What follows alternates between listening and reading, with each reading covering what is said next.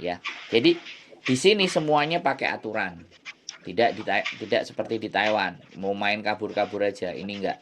Sudah banyak anak-anak yang telepon ke saya ex Taiwan.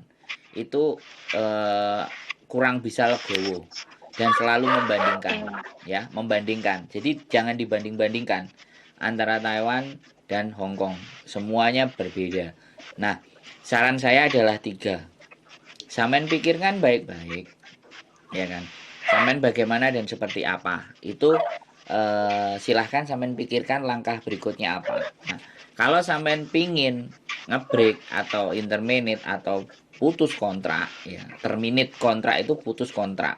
Entah putusnya di interminate sama majikan, entah putusnya itu ibaratnya sampai ngebreak, usahakan itu semuanya dalam proses yang baik-baik.